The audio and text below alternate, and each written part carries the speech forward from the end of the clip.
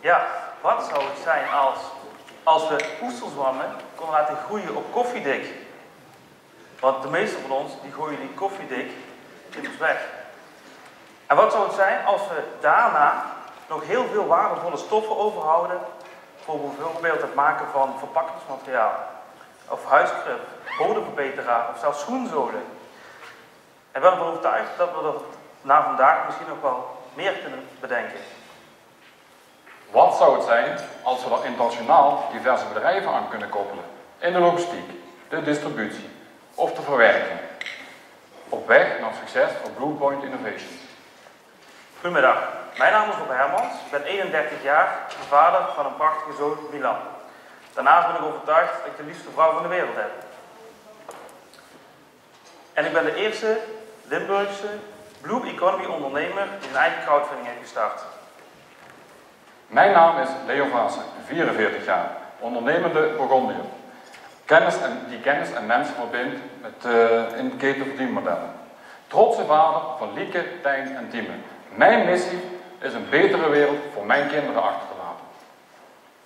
Als we goed naar Gunther Pauli, als we goed naar de natuur kijken, en Gunther Pauli is ons grote voorbeeld van ons tweeën, vertelt de natuur precies de oplossingen hoe we aan een circulaire economie kunnen werken. Een duurzame circulaire economie. Ja, dus als we echt heel goed naar de natuur kijken, dan kent de natuur helemaal geen afval. Afval bestaat niet. Afval is namelijk grondstof. En wij gebruiken daarom de koffiedik van de lokale horeca, de koffieschillen van de koffiebranderij en de mergelpoeder uit de groeven. Daar voegen wij dan nog de juiste schimmel aan toe en 4 weken later, voilà. De menukaart van Limburg die gaat er heel anders uitzien. De bevolking vergrijst. Oudere mensen die hebben eiwitten nodig. En laat toevallig die mooie oesterzwammen hier super eiwitrijk zijn en ook nog eens super gezond. Verder kun je er heel veel creatieve gerechten mee maken.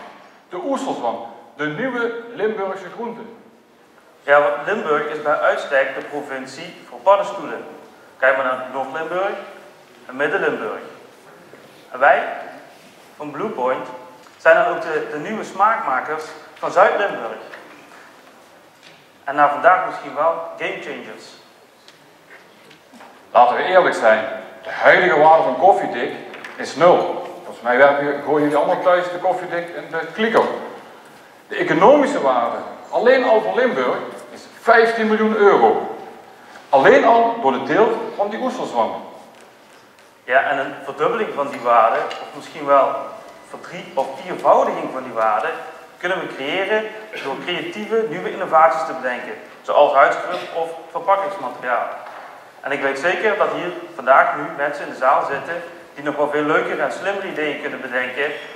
We zitten op Maastricht-Aagje Airport tussen Brightland Healthcare en de Gemmeland Campus. Op een toplocatie met ruimte voor groei. Midden in het culinaire Burgondië. Ja, en onze ambitie is om in 5 jaar tijd 5 nieuwe succesvolle innovaties te bedenken. En daarmee nog een keer 50 nieuwe banen te creëren door puur alleen maar naar de natuur te kijken. Een commercieel blauw economy bedrijf. Wij willen bedrijven aan de tafel die met ons meedromen en denken. Met koffiedik als vertrekpunt.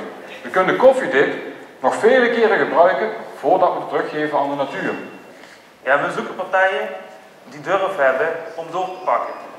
Ja, en die willen meegroeien in de circulaire economie. En die energie willen steken in een totaalconcept met internationale ambities.